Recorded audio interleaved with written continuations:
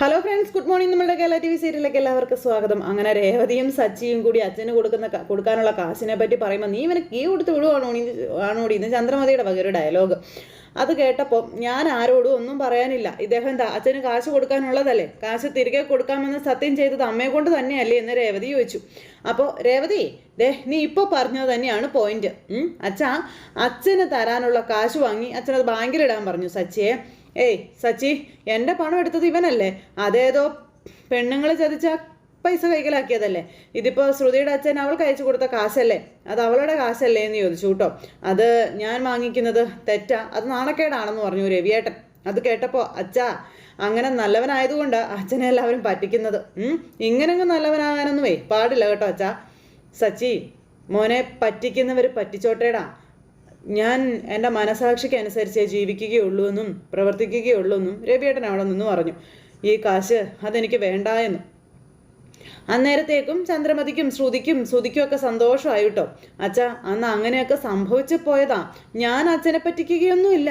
അച്ഛന് തരാനുള്ള കാശ് അത് ഞാൻ തരിക തന്നെ ചെയ്യുമെന്ന് ശ്രുതി വീണ്ടും അച്ഛനോട് പറയണം. അപ്പോൾ എന്നാ കൊടുക്കടാ, കാശ് കയ്യിലിരിക്കല്ലേ, നീ കൊടുക്കടാ. അത് കേട്ടപ്പോൾ സച്ചി വേണ്ട എന്ന് പറഞ്ഞ രവിയേട്ടൻ അവിടെയും കാര്യങ്ങൾ ഒരുമാതിരി കുളവാക്കി കളഞ്ഞു. ശ്രുതിക്ക് ഏതായാലും സന്തോഷമായിട്ടോ. അന്നേരം അച്ഛാ, ഈ കാശ് കൊണ്ട് ഒരു ബിസിനസ് തുടങ്ങാനായിട്ടാണ് ഞാൻ ആഗ്രഹിക്കുന്നതെന്ന് ശ്രുതി അന്നേരം പറയാം. ഇത് കേട്ടപ്പം ശ്രുതി, നീ കാര്യമായിട്ടാണോടാ പറയുന്നതെന്ന് ചോദിച്ചു. അതേ അമ്മേ, ഇത്രയും നാള് കയ്യിൽ കാശില്ലാത്തത് കൊണ്ടേ എനിക്കൊന്നും ചെയ്യാനായിട്ട് കഴിഞ്ഞില്ല. ഈ കാശ് കൊണ്ട് ബിസിനസ് തുടങ്ങിക്കോളാൻ ശ്രുതി എന്നോട് പറഞ്ഞു. നല്ല രീതിയിൽ ബിസിനസ് നടത്താൻ എന്നെക്കൊണ്ട് കഴിയും അമ്മേ. അതിൽ നിന്ന് നല്ല പ്രോഫിറ്റും കിട്ടുമമ്മേ. അതിൽ നിന്ന് അച്ഛന് കൊടുക്കാനുള്ള കാശ് തിരികെ കൊടുത്തിട്ടേ ഞാൻ മറ്റെന്തും ചെയ്യുള്ളൂ എന്നൊക്കെ ശ്രുതി പറയാം. അപ്പോൾ എൻ്റെ മോൻ പറഞ്ഞത് കേട്ടോ രവിയേട്ടാ, എൻ്റെ മോൻ അങ്ങനെ തന്നെ ചെയ്യും. അന്നേരം രേവതിയെയും സച്ചിയെയും കൂടി ഇങ്ങനെ നോക്കുവട്ടെ ചന്ദ്ര. ഇനിയും ഒരു 25 ലക്ഷം രൂപ കൂടി വരാനുണ്ട് ആൻറ്റി. തരാനായിട്ട് അച്ഛൻ ടോട്ടൽ എടുത്തു വെച്ചത് 50 ലക്ഷം രൂപയാണെന്നും 25 ലക്ഷം രൂപ പെട്ടെന്ന് തന്നെ അയച്ചു തരാമെന്ന ഇളയച്ചൻ പറഞ്ഞതെന്നുള്ള കാര്യങ്ങളും ചന്ദ്രമതിയോട് ശ്രുതി പറഞ്ഞു. എന്നും പറഞ്ഞുകൊണ്ട് ഇങ്ങനെ നിൽക്കുക. അന്നേരം ശ്രുതിയെ ആ ക്യാഷ് കൂടി വന്നതിന് ശേഷം വലിയൊരു ബിസിനസ് തുടങ്ങാനായിട്ടാണ് പ്ലാൻ എന്നൊക്കെ പറയുന്നത് കേട്ടപ്പം ആണോ എന്നൊക്കെ പറഞ്ഞുകൊണ്ട് ഇങ്ങനെ നേരത്തേക്കും ശ്രുതിയും ഒക്കെ ഇങ്ങനെ നിൽക്കുന്നത് കേട്ടപ്പോൾ വർഷയും ശ്രീകാന്തൊക്കെ ചിരിച്ചുകൊണ്ട് ഇങ്ങനെ നിൽക്കാം. ശ്രുതിയെ പരിഹസിക്കുന്നവര് അന്തം വിട്ട് മുഖത്ത് വിരൽ വെക്കും. നോക്കിക്കോ, അങ്ങനെ ഒരു ബിസിനസ് ആയിരിക്കും തുടങ്ങാൻ പോവുക എന്നൊക്കെ നമ്മുടെ ശ്രുതി ഇങ്ങനെ പറയാം. അത് കേട്ടപ്പോൾ ക്ഷേത്രത്തിന്റെ മുന്നിൽ വെച്ച് ഇവർ പിച്ചെടുക്കൽ ബിസിനസ് നടത്തിയപ്പോഴും എല്ലാവരും മൂക്കിൽ ഇങ്ങനെ വിരൽ വെച്ചായിരുന്നു എന്നുള്ള കാര്യം സച്ചി അന്നേരം പറഞ്ഞു. അത് കേട്ടപ്പോൾ ശ്രീകാന്ത് വർഷയെ അങ്ങോട്ടും ഇങ്ങോട്ടും നോക്കി ചിരിക്കും കേട്ടോ. ആൻറ്റി, ഇനി ശ്രുതിയെ പറ്റി അങ്ങനെയൊന്നും പറയരുതെന്ന് പറഞ്ഞേക്കണം. ആരും പറഞ്ഞേക്കരുത്. ആരും ശ്രുതിയെ കളിയാക്കുകയോ കുറ്റപ്പെടുത്തുകയോ ചെയ്യരുതെന്ന് പറഞ്ഞ് ശ്രുതി വലിയ ആള് കളിക്കുക. അത് കേട്ട് കഴിഞ്ഞപ്പോൾ ചന്ദ്രമതി ഇങ്ങനെ ആ ഒരു ഇതിൽ നിൽക്കുക കേട്ടോ. ആൻറ്റി, ഇനി മുതൽ വീട്ടു ചെലവിനും മറ്റുള്ളവർ തരുന്നതിൻ്റെക്കാളും ഡബിൾ ഞങ്ങൾ തരുമെന്നും ആരും ഞങ്ങളെ കുറച്ചൊന്നും കാണരുതെന്നൊക്കെ ശ്രുതി പറഞ്ഞപ്പം നീ അങ്ങനെയൊക്കെ ചെയ്യുമെന്ന് എനിക്കറിയാമല്ലോ മോളെ. ഇവൻ പറയുന്നതൊന്നും നീ കാര്യമാക്കേണ്ട കാര്യമില്ലെന്നീ. എന്തായാലും ആൻറ്റിക്ക് ഒരുപാട് സന്തോഷമായി കേട്ടോ. നിന്റെ അച്ഛൻ വിളിക്കുന്നില്ല, വരുന്നില്ല. നിനക്ക് അങ്ങനെ ഒരു അച്ഛനുണ്ടോ എന്ന് പോലും ഞാൻ സംശയിച്ചിരുന്നു. പിന്നെ ഇപ്പൊ സമാധാനമായി എനിക്കെന്നൊക്കെ പറഞ്ഞുകൊണ്ട് ചന്ദ്ര ഇങ്ങനെ പറയാം കേട്ടോ. ആ സമയത്ത് ശ്രുതി ഇങ്ങനെ പൊട്ടനെ പോലെ ചിരിച്ചുകൊണ്ട് ഇങ്ങനെ നിൽക്കുകയാണ്. ആ മനുഷ്യൻ്റെ കാശെടുത്ത് അമ്മാനം ആടിയിട്ട് അവിടെ കിടന്ന് ഷോ കാണിക്കുന്നതിന് ഒരു കുഴപ്പമില്ല. ആ സമയത്ത് അച്ഛൻ, ശ്രുതി, നീ ഈ കാശ് കൊണ്ട് എന്ത് ബിസിനസ് തുടങ്ങാനാണ് ആഗ്രഹിക്കുന്നത്? അത് പിന്നെ അച്ഛൻ ഇത്രയും കാശ് വെച്ച് നമുക്ക് എന്ത് ബിസിനസ് വേണമെങ്കിലും ചെയ്യാമല്ലോ എന്ന് പറഞ്ഞു ശ്രുതി. അല്ല, നീ എന്ത് ഉദ്ദേശിക്കുന്നതെന്ന് പറയാൻ പറഞ്ഞു അച്ഛൻ. അത് പിന്നെ അതെനിക്കറിയില്ല അച്ഛാ. അത് നിനക്കറിയില്ലല്ലേ? ശരി, ഓക്കെ എന്നും പറഞ്ഞിങ്ങനെ രവിയേട്ടൻ. അപ്പോൾ കാശ് കിട്ടിയാലേ അതെങ്ങനെ നഷ്ടപ്പെടുത്താം എന്ന് മാത്രമേ അവനെ അറിയുകയുള്ളൂ, വേറെ ഒന്നും അവനെ അറിയില്ല അച്ഛാ എന്നൊക്കെ പറയാം. അപ്പം നീ പോടാന്നും പറഞ്ഞു ശ്രുതി ഇങ്ങനെ അവിടെ നിൽക്കുക കേട്ടോ. ആ സമയത്ത് അദ്ദേഹം എന്തെങ്കിലും ചെയ്യുകയോ ചെയ്യാതിരിക്കുകയോ ചെയ്യട്ടെ, നിങ്ങളൊന്നും മിണ്ടാതിരിക്കാൻ പറഞ്ഞു രേവതി. ശ്രുതി എന്നൊരു ഇതെല്ലാം ശ്രദ്ധിക്കുന്നുണ്ട്. അപ്പോൾ ശ്രുതി മോളെ, നിന്നെ വിശ്വസിച്ചാണ് അദ്ദേഹം കാശ് അയച്ച് തന്നതെന്നും പിന്നെ ആ കാശ് നഷ്ടപ്പെടുത്തി കളയരുതെന്നും അച്ഛൻ പറഞ്ഞു കൊടുക്കുക. പിന്നെ നോക്ക് ശ്രുതി, നല്ലതുപോലെ ആലോചിച്ചതിന് ശേഷം മാത്രമേ നീ ഒരു ബിസിനസ് തുടങ്ങാൻ പാടുള്ളൂ. പറഞ്ഞത് മനസ്സിലായല്ലോ? അതൊക്കെ അവൻ അറിയാം രവിയേട്ടാ. അവൾ വ്രതമെടുത്തതോടെ ഇവന് നല്ല കാലം തുടങ്ങിയിരിക്കുകയാണ്. അതുമാത്രമല്ല, ബുദ്ധിശാലിയല്ലേ എൻ്റെ മോൻ. ബിസിനസ് തുടങ്ങിയ ഈ 25 ലക്ഷം രൂപ ഒറ്റ മാസം കൊണ്ട് 25 കോടിയാക്കി മാറ്റും അവൻ. ആ 25 ലക്ഷം ഒരു മാസം കൊണ്ട് അവൻ 25 രൂപയാക്കി മാറ്റുമെന്ന് പറഞ്ഞു സച്ചി. കരിനാക്ക് വളയ്ക്കാതെടാ എന്നാ ചന്ദ്രമതി സച്ചിയോട്. ശ്രുതി ചേച്ചി, അതെ, എനിവേ കൺഗ്രാറ്റ്സ്. പുതുതായിട്ട് ബിസിനസ്സൊക്കെ തുടങ്ങാൻ പോവല്ലേ, ഓൾ ദി ബെസ്റ്റ് എന്നൊക്കെ പറഞ്ഞ് നമ്മുടെ വർഷ ചെന്നു. അപ്പം മോളെ ദേ നീ വലിയ വീട്ടിലെ പെണ്ണ, വിദ്യാഭ്യാസവും ഉള്ളവളാ, നല്ല മനസ്സും ഉള്ളവർ, അതുകൊണ്ടാ കൈ കൊടുത്ത ഓൾ ദി ബെസ്റ്റ് ഒക്കെ പറഞ്ഞതെന്നൊക്കെ ചന്ദ്രമതി പറയാം. ചിലർക്കേ ഇവർ ബിസിനസ് തുടങ്ങുന്നതിൽ വൈറ്റിരിച്ചില്ല, അതുകൊണ്ടാ മിണ്ടാതെ ഇങ്ങനെ നിൽക്കുന്നതെന്നൊക്കെ ചന്ദ്രമതി പറയുമ്പം രേവതിയെ ചിലരെന്നൊക്കെ പറഞ്ഞത് നിന്നെ ഉദ്ദേശിച്ചാണ് നമ്മുടെ സച്ചി പറയുമ്പം അതെനിക്ക് മനസ്സിലായല്ലോ സച്ചേട്ടാ, അവർക്ക് തോന്നുമ്പോൾ കൊട്ടാനുള്ള ചെണ്ടയാണല്ലോ ഞാനെന്ന് നമ്മുടെ രേവതി അന്നേരം നല്ല മറുപടി അങ്ങ് കൊടുത്തു. ചന്ദ്രയ്ക്കത് ശരിക്കും കൊണ്ടു. ശ്രുതി ദേ നിങ്ങൾ ബിസിനസ് തുടങ്ങുന്നതിൽ എനിക്കൊരു വയറ്റേരിച്ചലുമില്ല, സന്തോഷമേ ഉള്ളൂ എന്ന് നമ്മുടെ രേവതി ശ്രുതിയോട് പറയാം. വർഷയെപ്പോലെ പറയാനൊന്നും എനിക്കറിയില്ല. പിന്നെ നിങ്ങൾ തുടങ്ങുന്ന ബിസിനസ് നന്നായി വരട്ടെ എന്ന് ഞാൻ ദൈവത്തോട് പ്രാർത്ഥിക്കാമെന്ന് നമ്മുടെ രേവതി പറയുന്നു. ഓ ശ്രുതിക്ക് അതൊക്കെ പുച്ഛമാണേ. ആ സമയത്ത് ശരി നീ ഇവിടെ തന്നെ നിൽപ്പിൽ നിൽക്കാതെ രണ്ടുപേരെയും നന്നായി ടയേർഡായി വന്നതാ, ഇവർക്ക് ജ്യൂസ് ഉണ്ടാക്കി കൊടുക്കുക, പെട്ടെന്ന് ഉണ്ടാക്കി കൊടുക്കാൻ പറഞ്ഞു. അപ്പോഴേക്കും രേവതിയെ വ്രതം 48 ദിവസമാം, നീ ജ്യൂസ് കൊടുത്താൽ വ്രതം മുറിഞ്ഞു പോകും, വന്ന കാശ് തിരികെ പോവുകയും ചെയ്യും, നമ്മൾ കാരണം അവരുടെ കാശ് നഷ്ടപ്പെട്ടു പോകരുത്, അതുകൊണ്ട് ജ്യൂസ് ഒന്നും നീ ഉണ്ടാക്കി കൊടുക്കണ്ട കേട്ടോ എന്ന് നമ്മുടെ സച്ചി. അപ്പം കാശ് വന്നില്ലേ, ഇനിയിപ്പോൾ ജ്യൂസ് കുടിച്ചാലും കുഴപ്പമൊന്നുമില്ല, ഞാൻ എടുത്തിട്ട് വരാം നിങ്ങൾക്ക് ജ്യൂസ് എന്ന് പറഞ്ഞ് ചന്ദ്രമതി ജ്യൂസ് എടുക്കാൻ അടുക്കളയിലേക്ക് പോവുക. അത് കഴിഞ്ഞ് ഇവർ മുറിയിലേക്ക് കയറി പോകുമ്പോഴത്തേക്കും നമ്മുടെ സച്ചി സുധിയെ ഇങ്ങനെ എന്ന് പറഞ്ഞ് നോക്കുന്നു. അപ്പോൾ സച്ചി ചോദിച്ചു, ആ കാശ് ആരുടെ പേരിലാണ് അയച്ചത്? അതെൻ്റെ പേരിലാണ് അയച്ചത്. മൊത്തത്തിലൊരു കള്ള ലക്ഷണം, നീ എന്താ അങ്ങനെയൊക്കെ ചോദിച്ചേ? വെറുതെ ചുമ്മാ ചോദിച്ചതേ ഉള്ളൂ എന്ന് പറഞ്ഞ് സച്ചി ഇവനെ അടിമുടി നോക്കി.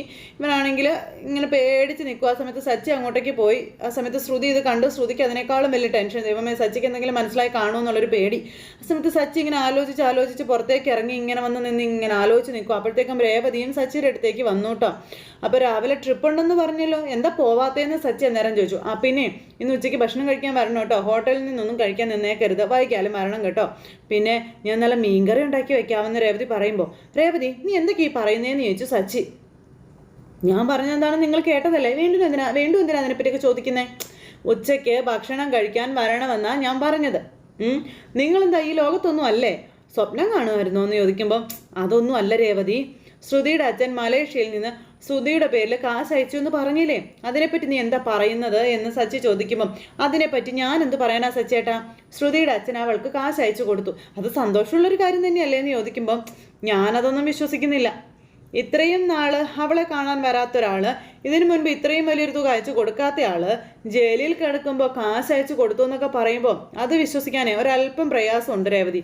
ദേ ശ്രുതി പറഞ്ഞിരുന്നല്ലോ അവളുടെ അച്ഛൻ കാശ് അയച്ചു കൊടുത്തത് ഇളയച്ചൻ്റെ വഴിയാണെന്ന്, അതിലെന്തൊരു വിശ്വാസക്കേടെന്ന് ചോദിച്ചപ്പോൾ, ബെസ്റ്റ് അയാളെ അവരുടെ ഇളയച്ചനാണോ എന്നുള്ളൊരു സംശയം പോലും എനിക്ക് വേറെ കിടപ്പുണ്ട്. അന്നേരവാ കാശ് കൊടുക്കുന്നെങ്കിൽ അന്ന് വീട്ടിൽ വന്നപ്പോൾ അത് കൊടുക്കായിരുന്നില്ലേ, അദ്ദേഹം തലയും വാലും ഇല്ലാതെ എന്തൊക്കെയോ അന്ന് പറഞ്ഞിട്ട് പോവുകയല്ലേ ചെയ്തത്. ഇതിൽ എന്തൊക്കെയോ കള്ളക്കളിയുണ്ട്. കാശ് അയച്ചു എന്ന് പറയുന്നതിൽ ഒരു കള്ളത്തരം ഉണ്ട് രേവതി, ഞാൻ അതെന്തായാലും വിശ്വസിക്കാനൊന്നും പോകുന്നില്ല. അന്ന് ഇവിടെ വരുന്ന സമയത്ത് ശ്രുതിയുടെ അച്ഛൻ ഇളയച്ഛന് കാശ് അയച്ചു കൊടുത്ത് കാണത്തില്ലായിരിക്കും, ഇപ്പോൾ ശ്രുതിയുടെ അച്ഛൻ്റെ സുഹൃത്ത് വഴി കാശ് അയച്ചു കൊടുത്ത് കാണും, എന്നിട്ട് അതുവഴി നിങ്ങളുടെ ചേട്ടൻ അയച്ചു കൊടുത്തു, അത്രയല്ലേ ഉള്ളൂ, അതിലൊരു കള്ളത്തരവും ഇല്ല എന്ന് രേവതി പറയുമ്പം, നീ എന്തിനാ അവരുടെ ഭാഗം ചേർന്ന് ഇങ്ങനെ സംസാരിക്കുന്നേ, നീ എന്താ അവരുടെ വക്കീലാണോ എന്ന് ചോദിച്ചു. അതൊക്കെ അവരുടെ വ്യക്തിപരമായിട്ടുള്ള കാര്യങ്ങളല്ലേ സച്ചേട്ടാ, നിങ്ങളെന്തിനാ വെറുതെ അതിനെപ്പറ്റിയൊക്കെ ഇങ്ങനെ ചിന്തിക്കുന്നേ, അതൊക്കെ വിട്ടുകള സച്ചേട്ടാ. ഇതെങ്ങനെ അവരുടെ വ്യക്തിപരമായിട്ടുള്ള കാര്യമാകും രേവതി, എൻ്റെ അച്ഛൻ്റെ 50 ലക്ഷം രൂപ എടുത്ത് ഓടിപ്പോയവനാണ് സുധി, ഇന്നേ വരെ അവനത് തിരികെ കൊടുത്തിട്ടുണ്ടോ? ഇല്ലല്ലോ. പെട്ടെന്നൊരു ദിവസം അമ്മായിയച്ഛൻ കാശ് അയച്ചു തന്നു, ഞാൻ ബിസിനസ് ആരംഭിക്കാൻ പോകുന്നു എന്നൊക്കെ പറഞ്ഞ അതിൽ വേറെ എന്തൊക്കെയോ കാര്യങ്ങൾ ഒളിഞ്ഞിരിപ്പുണ്ട് രേവതി, അത് ഉറപ്പുള്ള കാര്യമാണ്. 2 കേടികളും ചേർന്ന് നമ്മളോട് കള്ളം പറയുകയാണെന്ന് എനിക്ക് തോന്നുന്നത്. അതെ സച്ചേട്ടാ, നിങ്ങൾക്ക് മാത്രം എന്താ ഇങ്ങനെ തോന്നുന്നേ? സുധിയെ പറ്റിയേ നിനക്ക് അറിയാത്തത് കൊണ്ടാ രേവതി, ഒരിക്കലും അവൻ കൂടെയുള്ളവരെ പറ്റി ആലോചിക്കാറേ ഇല്ല. അവനെന്തെങ്കിലും നേടാൻ വേണ്ടി അവൻ എന്തും ചെയ്യും, എന്തും പറയും, അതാണ് അവൻ്റെ സ്വഭാവം. കള്ളത്തരത്തിലേ അവൻ മാസ്റ്റർ ഡിഗ്രി എടുത്തവനാ, അവനെ നിനക്ക് അറിയില്ല രേവതി. ശരി, സച്ചേട്ടൻ്റെ ഏട്ടൻ അങ്ങനെയായിരിക്കാം, പക്ഷേ ശ്രുതി കള്ളം പറയുമോ? ശ്രുതിക്ക് കള്ളം പറയേണ്ട കാര്യം എന്താ? എടി അവൾ എത്ര കള്ളം പറഞ്ഞു, എന്നിട്ടും നീ എന്താടി ഇങ്ങനെയൊക്കെ പറയുന്നതെന്ന് സച്ചി ചോദിച്ചു. എൻ്റെ ഏട്ടനെ കൂടെ നിൽക്കുന്ന ആളെ വിറ്റ് കാശുണ്ടാക്കുന്നവനാ, അത് നിനക്കറിയാവോ? എന്നാ ശ്രുതിയെ ഈ ലോകം തന്നെ വിറ്റ് കാശുണ്ടാക്കുന്നവളാ, അത്രയ്ക്ക് കേടിയവള്, നിനക്ക് അവളെ പറ്റി അറിയാത്തത് കൊണ്ടാണെന്നൊക്കെ നമ്മുടെ സച്ചി അന്നേരം പറഞ്ഞു. കള്ളത്തരവേ അവളുടെ കൂടപ്പറപ്പാണെന്ന്. അപ്പൊ സച്ചിയേട്ടാ ഒന്ന് പതുക്കെ പറ, അവർ കേൾക്കൂന്ന് പറയുമ്പോ, രേവതി ഭയങ്കര ക്രിമിനൽ ബുദ്ധിയാണ് കേട്ടോ അവൾക്ക്, നമ്മുടെ പൂക്കട കോർപ്പറേഷൻ കൊണ്ടുപോയതിൻ്റെ പിന്നിൽ അവളാണോ എന്ന് പോലും എനിക്കൊരു സംശയം ഉണ്ടെന്ന കാര്യവും സച്ചി ഇങ്ങനെ പറഞ്ഞു. പരാതി കൊടുത്തത് അവളായിരിക്കാൻ സാധ്യതയുണ്ടെന്നും സച്ചി പറയുന്നത് കേട്ടപ്പം എല്ലാവരെയും സച്ചിയേട്ടന് സംശയം. കുറച്ചെങ്കിലും ആൾക്കാരെ വിശ്വസിക്കാൻ ആദ്യം പഠിക്കാൻ പറഞ്ഞു. അപ്പം ചിലരെ വിശ്വസിക്കാം, എന്നാൽ എല്ലാവരെയും കണ്ണടച്ച് വിശ്വസിക്കാൻ പാടില്ല രേവതി. ശരി, അങ്ങനെ ആയിക്കോട്ടെ. ചിലപ്പോൾ എല്ലാവരുടെയും മേൽ നമ്മൾ കണ്ണു വെക്കണം, അവരെയൊക്കെ സംശയിക്കേണ്ടി വരും. ഈ രണ്ട് കേടികളും ചേർന്ന് എന്തൊക്കെയോ പ്ലാൻ ചെയ്തിട്ടുണ്ടെന്നുള്ള കാര്യം 100% ഉറപ്പാണെന്ന് പറഞ്ഞു സച്ചി. എന്തായാലും അവരുടെ കയ്യിൽ കാശുണ്ട്, അതവർ കൊള്ളയടിച്ചതാണെന്നാണോ സച്ചിയേട്ടൻ ഈ പറയുന്നതെന്ന് ചോദിച്ചു. അവർ അതും ചെയ്യും, അതിനപ്പുറവും ചെയ്യുന്നവരാണെന്ന് സച്ചി അന്നേരം രേവതിയോട്. രണ്ടിനെ അവിടെ ഇട്ട് പൊളിക്കുവാണ് സച്ചി. ഉറപ്പായിട്ടും പാർലറേട്ടത്തിയുടെ അച്ഛനയച്ച കാശല്ല അതെന്ന് സച്ചി പറയുമ്പം ശരി, കാശ് അവർക്ക് കിട്ടിയത് അത് എങ്ങനെയെങ്കിലും ആവട്ടെ, അത് അവരുടെ കാശ്, അവരുടെ കാര്യം. നമ്മൾ എന്തിനാ അതിനെപ്പറ്റിയൊക്കെ സംസാരിക്കാനായിട്ട് നിൽക്കുന്നേ? അവരെന്തെങ്കിലും ചെയ്തിട്ട് നമുക്കെന്താന്ന്? സച്ചിയേട്ടനൊന്ന് പോയിക്കേ നോക്ക്. ഇപ്പം ഈ വീട്ടിൽ ഒരു പ്രശ്നവും കാര്യങ്ങളും ഇല്ലാതെ പോവുക. നല്ല രീതിയിൽ തന്നെയാണ് മുന്നോട്ട് പോകുന്നത്. ശ്രീകാന്തും വർഷയും വീട്ടിൽ വന്നതോടെ സന്തോഷത്തിൽ തന്നെയാണ് എല്ലാവരും. പിന്നെ നിങ്ങൾ ഇക്കാര്യം ഇവിടെ എടുത്തിട്ട് വെറുതെ ചുമ്മാ പ്രശ്നം ഉണ്ടാക്കാൻ നിൽക്കരുത് സച്ചേട്ടാന്ന് പറഞ്ഞു. എന്താടി, എന്നെ കണ്ട ഒരു പ്രശ്നക്കാരനായിട്ട് നിനക്ക് തോന്നുന്നുണ്ടോ എന്ന് ചോദിച്ചപ്പം അയ്യോ എനിക്ക് അങ്ങനെയൊന്നും തോന്നുന്നില്ലേ. ഒരു പ്രശ്നം ഉണ്ടാക്കാത്ത സമാധാനപ്രിയനായ ഒരു അഹിംസാവാദിയായിട്ടാണ് നിങ്ങളെ കാണുമ്പോൾ എനിക്ക് തോന്നുന്നത് കേട്ടോ. ഒരു ഗാന്ധത്തിൻ്റെ ഒരു കുറവ് മാത്രമേ നിങ്ങൾക്കുള്ളൂ എന്നൊക്കെ പറഞ്ഞു. അത് കേട്ടപ്പോൾ പറഞ്ഞു ഇങ്ങനെ സച്ചി നിൽക്കുക. അപ്പോൾ എന്ത് ചെയ്യരുതെന്ന് പറയുന്നു അത് തന്നെ ചെയ്യും. ആവശ്യമില്ലാത്ത കാര്യങ്ങളിലെല്ലാം പോയി ഇടപെട്ടോളും. അതാണ് സച്ചിയേട്ടൻ്റെ സ്വഭാവം. അതൊന്ന് മാറ്റാവോ സച്ചിയേട്ടനെ? സച്ചിയേട്ടൻ എന്തായാലും ട്രിപ്പ് പോകാൻ നോക്കാൻ പറഞ്ഞു. രേവതി അകത്തേക്ക് കയറിപ്പോയി. അപ്പം നീ പറയുന്നത് ഞാൻ അനുസരിക്കാറില്ലേ? ഞാൻ പറയുന്നതൊക്കെ കേൾക്കാറുണ്ട്, ശരി തന്നെയാ. എന്നാലും ചില സമയങ്ങളിൽ നിങ്ങളുടെ കൺട്രോൾ അങ്ങ് പോകും ഇല്ലേ? നിങ്ങളെ തന്നെ കൈവിട്ട് പോകുന്ന സമയവും വരും. സച്ചേട്ടൻ എപ്പോഴും ഒരുപോലെ ആയാൽ അത് നല്ലതായിരിക്കും കേട്ടോ. എപ്പോഴും ഒരുപോലെ ആകാനേ ഞാൻ ജീവനില്ലാത്ത ബൊമ്മയൊന്നും അല്ല. മനുഷ്യനായാലേ അപ്പം വരുന്ന ആ ഒരു ഇമോഷൻസും കാര്യങ്ങളൊക്കെ കാണിച്ചൊന്നും വരും. സച്ചേട്ടനെ കോപം എന്നുള്ളൊരു ഇമോഷണലാണ് അധികമായിട്ട് വരുന്നത്. അതാണ് മൊത്തത്തിലുള്ള പ്രശ്നമെന്നൊക്കെ ഇങ്ങനെ സച്ചിയോട് സച്ചി ഇന്ന് ചിരിച്ചു. അല്ല, വേറെ ഇമോഷൻ കൂടി ചിലപ്പോഴൊക്കെ വരാറുണ്ടെന്ന് സച്ചി രേവതിയോട് പറയാം. അത് കേട്ടപ്പം അതെന്ത് ഇമോഷനാണെന്ന് ചോദിച്ചു. അത് പിന്നെ പറയുന്നില്ല, ഞാൻ കാണിച്ചു തരട്ടെ എന്ന് ചോദിച്ചു. അങ്ങനെ സച്ചി എന്നിട്ട് അകത്തേക്ക് നോക്കി ആരെങ്കിലും കാണുന്നുണ്ടോന്ന്. പെട്ടെന്ന് സച്ചി രേവതിയെ കയറി കെട്ടിപ്പിടിക്കാൻ നോക്കി. അപ്പോഴേക്കും രേവതി ഒരൊറ്റ അടിയടിച്ചു. എന്തിനാ രേവതി നീ ഇപ്പം അടിച്ചതെന്ന് ചോദിച്ചു. അതെ, എല്ലാത്തിനും അതിൻ്റെതായ സമയവും കാലവും ഒക്കെ ഉണ്ടെന്ന് രേവതി പറയാം. ഏത് ഇമോഷൻ ഏത് സമയത്ത് കാണിക്കണമെന്ന് അറിഞ്ഞിരിക്കണമെന്ന് രേവതി പറയാം. ഏത് ഇമോഷൻ? എനിക്കതൊന്നും മനസ്സിലായില്ലല്ലോ രേവതി എന്ന് സച്ചി. അപ്പം നമ്മുടെ ജോലി നമ്മൾ ചെയ്താൽ മതി എന്നാണ് ഞാൻ പറഞ്ഞത്. ശ്രുതിയുടെയും നിങ്ങളുടെ ഏട്ടൻ്റെയും വിഷയത്തിൽ വെറുതെ തലയിടാൻ നോക്കണ്ടെന്നാ പറഞ്ഞത്. മനസ്സിലായോ സച്ചേട്ടന്? സച്ചിനും പോയിക്കേ.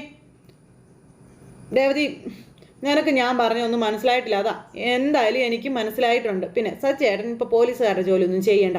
സച്ചേട്ടൻ്റെ ജോലി ചെയ്താൽ മതി. ചെല്ലാൻ പറഞ്ഞ് രേവതി പറഞ്ഞു വിട്ടിട്ട് സച്ചിയെ പറഞ്ഞു വിട്ടിട്ട് അകത്തേക്ക് കയറിപ്പോയി. ഇത് കഴിഞ്ഞ് അവരെല്ലാവരും ഫുഡ് കഴിച്ചുകൊണ്ടിരിക്കാം. അപ്പോഴേക്കും ചന്ദ്ര നീ രേവതിയോട് ചോദിച്ചു, ശ്രുതിക്കും ഭക്ഷണം കൊടുത്തില്ലേടി? ഞാനവരെ കണ്ടില്ല. അതെങ്ങനെയാ? നീ വിളിച്ചാലല്ലേ അവർ വരുവുള്ളൂ. മക്കളെ, ശ്രുതി ഭക്ഷണം കഴിക്കണ്ടേ, വാ എന്നും പറഞ്ഞ് നീട്ടി വിളിക്കുക. അപ്പോഴേക്ക് സച്ചി കയറി വന്നു. അച്ഛാ, ഇന്ന് അവരോട് ഒരിത്തിരി സ്നേഹം കൂടുതലാണല്ലോ എന്നും പറഞ്ഞു. അന്നേരം മലേഷ്യയിൽ നിന്ന് കാശൊക്കെ വന്നതല്ലേടി മോനെ, കൂടാതിരിക്കുമോ എന്ന് അച്ഛൻ ഇങ്ങനെ സച്ചിയോട് പറഞ്ഞു. അങ്ങനെ അവരവിടെ ഇരിക്കുന്നു. അപ്പോഴേക്കും VIP കളായിട്ട് രണ്ടെണ്ണങ്ങളും കൂടെ ഇറങ്ങി വരും. രണ്ടും കൂടെ ഇറങ്ങി വന്നപ്പോൾ വാ മക്കളെ, ഇരിക്കും മക്കളെ, കഴിക്കും മക്കളെ എന്ന് പറഞ്ഞുകൊണ്ട് നമ്മുടെ ചന്ദ്രമതി ഇവരെ പിടിച്ചങ്ങിരുത്തി. ശ്രുതി ഭയങ്കര തലയെടുപ്പോട് കൂടി ഇരിക്കുന്നത്. സച്ചി ഇവളെ തന്നെ ഇങ്ങനെ നോക്കുന്നുണ്ട് കേട്ടോ. അപ്പം അതിങ്ങ് താടി, ഇതും കിടക്കടി, അത് രേവതിയോട് പറയുന്നതാ. ഇവർക്ക് രേവതി കൊടുക്കണ്ട, രേവതി ഉണ്ടാക്കുന്നത് കഴിക്കാൻ കൊള്ളാം, വിളമ്പി കൊടുക്കുന്നത് ഇവർക്കൊന്നും അങ്ങോട്ടൊക്കെ ദഹിക്കുന്നില്ല, പിടിക്കുന്നില്ല. അങ്ങനെ വയറ് നിറയെ ഭക്ഷണമൊക്കെ കൊടുത്ത് മുട്ടക്കറിയൊക്കെ കോരി ഒഴിച്ച് കൊടുത്ത് ശ്രുതിക്ക് 2 മുട്ടയൊക്കെയാണ് കൊടുക്കുന്നത്, കാശുകാരി ആയതുകൊണ്ട്. അന്തം വിട്ട് സച്ചിയും എല്ലാവരും ഇങ്ങനെ നോക്കി നിൽക്കുക. ശ്രുതിക്ക് കോരി ഒഴിക്കുന്നത് കണ്ടേ, ശ്രുതിയുടെ ചിരി കാണണം. അപ്പോൾ 2 മുട്ടയും കഴിക്കണം കേട്ടോ, ബാക്കി വെച്ചേക്കരുത് കേട്ടോ എന്നൊക്കെ ചന്ദ്രമതി ഇവരോട് പറഞ്ഞ്. അമ്മേ 4 തന്നാലും ഞാൻ കഴിക്കും എന്ന് പറഞ്ഞ് നമ്മുടെ ശ്രുതി ഇങ്ങനെ പറയാം. സച്ചി അന്നേരം ഇതിങ്ങനെ ചന്ദ്രമതിയുടെ സന്തോഷം കണ്ട് നോക്കി, രേവതിയെയും നോക്കി. സച്ചി നോക്കുന്ന നോട്ടം ചന്ദ്രമതി കാണുകയും ചെയ്തു. ആ ഒരു സമയത്ത് ശ്രീകാന്തും വർഷ എല്ലാവരും ഇങ്ങനെ നോക്കുക ചന്ദ്രമതിയെ തന്നെ, അതുപോലെ തന്നെ രവിയേട്ടനും ഒക്കെ. അപ്പോൾ രേവതിയും ഇങ്ങനെ ഇവരെ നോക്കുക കേട്ടോ. അങ്ങനെ നോക്കുന്ന സമയത്ത് ചന്ദ്രമതിക്ക് എന്തോ പോലെയായി. എന്താ എല്ലാവരും എന്നെ തന്നെ ഇങ്ങനെ നോക്കുന്നേ എന്ന് ചന്ദ്ര ചോദിക്കുമ്പോൾ അച്ഛാ അമ്മയ്ക്ക് ഓർമ്മ വരാനുള്ള മരുന്നൊക്കെ വാങ്ങിച്ചു കൊടുക്കണമെന്ന് പറഞ്ഞു. അതിനെനിക്ക് ഓർമ്മക്കുറവൊന്നുമില്ല എന്ന് ചന്ദ്രമതി പറയുമ്പോൾ ഓർമ്മയുണ്ടെങ്കിൽ 48 ദിവസം വ്രതം എടുക്കേണ്ട പാർലറേട്ടത്തിയുടെ മുന്നിൽ ഇങ്ങനെ മുട്ടക്കറിയൊക്കെ വിളമ്പുവോ എന്ന് നമ്മുടെ സച്ചി ചോദിക്കുക കേട്ടോ. അന്നേരത്തേക്കും പണി പാലും വെള്ളത്തിൽ കിട്ടി എന്ന് മനസ്സിലായി ശ്രുതിക്ക്. എന്തായാലും ചന്ദ്രമതിയുടെ അഹങ്കാരം തീർത്തു കൊടുക്കുക സച്ചി. അപ്പോൾ അതേ വ്രതം എടുക്കുമ്പോൾ നോൺ വെജ് കഴിക്കാൻ പാടില്ലല്ലോ. അത് കഴിക്കാൻ പാടില്ലെന്ന് മാത്രമല്ല, വ്രതം പൂർത്തിയാക്കിയില്ലെങ്കിൽ ദൈവകോപം വരെ ഉണ്ടാകുമല്ലോ എന്ന് സച്ചി അന്നേരം പറയാം. അയ്യോ എന്നും പറഞ്ഞുകൊണ്ട് ഇങ്ങനെ സ്തുതി ഇരിക്കുക കേട്ടോ. മലേഷ്യയിൽ നിന്ന് ഇപ്പോൾ 25 ലക്ഷം രൂപ മാത്രമേ വന്നിട്ടുള്ളൂ. ബാക്കി വരാനുള്ള 25 ലക്ഷം രൂപ അത് വരില്ല എന്ന കാര്യം പറഞ്ഞു സച്ചിയെ. ആ സമയത്ത് എല്ലാവരും ചന്ദ്രമതിയെ നോക്കിക്കൊണ്ടിരിക്കുക. വ്രതം മുറിയാൽ ഉറപ്പായിട്ടും വരില്ല എന്ന് പറഞ്ഞു. അയ്യോ നീ വ്രതം എടുക്കുന്ന കാര്യം ഞാനങ്ങ് മറന്നുപോയി ശ്രുതി, അയ്യോ ഷോ എന്നും പറഞ്ഞ് നമ്മുടെ ചന്ദ്ര ഇവൾക്ക് നോൺ വെജ് കഴിക്കാൻ പാടില്ല എന്ന് നിനക്കറിയില്ലേ, പിന്നെ എന്തിനു മുട്ടക്കറി ഉണ്ടാക്കിയതെന്ന് ചന്ദ്ര വർഷയോട് ദേഷ്യപ്പെടുക. രേവതിയോട് ദേഷ്യപ്പെടുക. അപ്പം നമുക്കെല്ലാവർക്കും വേണ്ടിയിട്ടാണ് മുട്ടക്കറി ഉണ്ടാക്കിയതെന്നും ശ്രുതിക്ക് വേണ്ടി കഞ്ഞിയും ചമ്മന്തി ഉണ്ടാക്കിയിട്ടുണ്ടെന്നും രേവതി പറഞ്ഞു കേട്ടോ. അപ്പോൾ അവിടെയും തള്ള മാറി. ആ ഒരു സമയത്ത് ഇങ്ങനെ എന്ന് പറഞ്ഞുകൊണ്ട് ഇങ്ങനെ ശ്രുതി ഇരിക്കുക കേട്ടോ. അപ്പം അമ്മ ഈ കോഴിമുട്ട വെജിറ്റേറിയൻ ആണെന്ന് ഇപ്പം പൊതുവേ ഒരു അഭിപ്രായമുണ്ട്, അതുകൊണ്ട് വ്രതം എടുക്കുമ്പോഴേ കോഴിമുട്ടയൊക്കെ കഴിക്കാം, അതിന് കുഴപ്പമില്ല എന്നും പറഞ്ഞുകൊണ്ട് നമ്മുടെ ശ്രുതി പറയാം കേട്ടോ. അത് കേട്ടപ്പോൾ എടാ കോഴിമുട്ട വെജിറ്റേറിയൻ ആണെങ്കിൽ അതിടുന്ന കോഴിയും വെജിറ്റേറിയൻ ആയിരിക്കില്ലേ, അതുകൊണ്ട് വ്രതം എടുക്കുമ്പോൾ ചിക്കൻ കറി കഴിക്കാം അല്ലേടാ എന്ന് നമ്മുടെ സച്ചി ശ്രുതിയോട് ചോദിച്ചു. അപ്പോൾ എല്ലാവരും ഇങ്ങനെ കളിയാക്കി ചിരിക്കുക. അതെ മുട്ട വെജിറ്റേറിയൻ ഒന്നും അല്ല എന്ന് ചന്ദ്രമതി ശ്രുതിയോട് പറഞ്ഞു. ശ്രുതി മോളെ നീ ഇതൊന്നും കഴിക്കരുത് കേട്ടോ. നീ ഉപ്പിടാത്ത കഞ്ഞിയും ചമ്മന്തിയും കഴിച്ചാൽ മതി കേട്ടോ. അതെവിടെ? അപ്പോൾ എൻ്റെ അമ്മേ അതാ ഫ്രണ്ടിൽ തന്നെ ഇരിക്കുന്നത് അമ്മ കണ്ടില്ലേ എന്ന് ചോദിച്ചു രേവതി. അപ്പോഴത്തേക്കും ചന്ദ്രമതി അതെടുത്ത് ശ്രുതിക്ക് കൊടുത്തു. ഈ സമയത്ത് സച്ചി അതൊക്കെ കണ്ട് ആസ്വദിക്കുക. അതെ ബാക്കി കാശ് വരണ്ടേടാ, അതിനു വേണ്ടിയിട്ടല്ലേടാ ഈ പറയുന്നതെന്ന് ശ്രുതിയോട് ചോദിച്ചു. നീയും നോൺ വെജ് കഴിക്കണ്ടേടാ എന്നും പറഞ്ഞുകൊണ്ട് പറയുവാണ് സച്ചിയെ. അങ്ങനെ ശ്രുതിയുടെ പാത്രത്തിലുള്ള മുട്ട എടുത്ത് നമ്മുടെ സച്ചി അങ്ങ് കഴിച്ചു. ആ സമയത്ത് പറഞ്ഞുകൊണ്ട് ഇങ്ങനെ ഇരിക്കുക കേട്ടോ. ചന്ദ്രമതിക്ക് ദഹിക്കുന്നില്ലേ, എന്തായാലും നല്ല മുട്ട.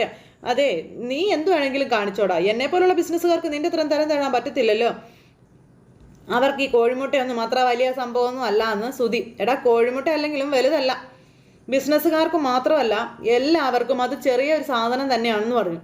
ബിസിനസ്സുകാരെയും ഈ ചെറിയ കോഴിമുട്ടയൊന്നും അങ്ങനെ കഴിക്കാറില്ല എന്ന് പറഞ്ഞു നമ്മുടെ ശ്രുതി. അന്നേരം പിന്നെ എന്താണ് ആനമുട്ടയാണോ കഴിക്കുന്നതെന്ന് ചോദിച്ചു സച്ചി. ഞങ്ങൾക്ക് ഈ വൈറ്റമിൻസ് ഒക്കെ അടങ്ങിയ ടാബ്ലറ്റ്സാണ് കഴിക്കാറ്. പാർലറായിട്ടെത്തിയേ ഇവൻ ഇന്ന് കഴിക്കേണ്ട ഗുളിക എന്താ കഴിച്ചില്ലേ എന്ന് സച്ചി ചോദിച്ചു. അപ്പോൾ രവിയേട്ടനൊക്കെ ചിരി വന്നു. എല്ലാവരും ഇവരെ കളിയാക്കി ചിരിക്കുക.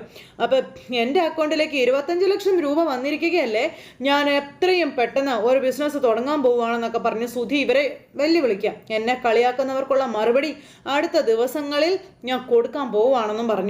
അവരുടെയൊക്കെ വായ ഞാൻ അടപ്പിച്ചിരിക്കുമെന്നും പറഞ്ഞായി ഇങ്ങനെ ശ്രുതി. അപ്പോഴേക്കും നമ്മുടെ സച്ചി ചിരിച്ചു. കളിയാക്കണ്ടോ, നീയൊക്കെ കാണാൻ പോകുന്നേയുള്ളടാ എന്നും പറഞ്ഞു ശ്രുതി സച്ചിയെ വെല്ലുവിളിക്കുന്നു. അപ്പം അവനെ വിട്ടുകള ശ്രുതി, ആർക്കും വിശ്വാസം ഇല്ലെങ്കിലും നിന്റെ അമ്മായച്ചന് നിന്നിൽ വിശ്വാസമുണ്ട്, അതുകൊണ്ടാണല്ലോ നിന്റെ പേരിൽ കാശ് അയച്ചു തന്നത്. അപ്പം അങ്കിളല്ല അമ്മേ, അങ്കിളിൻ്റെ കാശ് ഇളയച്ചൻ വഴിയാണ് എൻ്റെ അക്കൗണ്ടിലേക്ക് അയച്ചു തന്നത്. അങ്കിള് പറഞ്ഞിട്ടായിരിക്കുമല്ലോ നിന്റെ പേരിൽ അത് അയച്ചത്. അതെ അതെ അതെ എന്നും പറഞ്ഞുകൊണ്ട് ഇങ്ങനെ രണ്ടെണ്ണങ്ങളും കൂടെ സംസാരിച്ചുകൊണ്ടിരിക്കുമ്പോൾ സച്ചി ശ്രുതി എന്ന് പറയുന്ന പെരുങ്കള്ളി ഇങ്ങനെ വാച്ച് ചെയ്തുകൊണ്ടിരിക്കുന്നിടത്ത് നിന്നത് കഥ അവസാനിച്ചു. അപ്പോൾ എല്ലാവരും കാത്തിരുന്ന് കാണത്തില്ലേ. എല്ലാവർക്കും നല്ലൊരു ദിവസം ആശംസിക്കുകയാണെങ്കിൽ നന്ദി.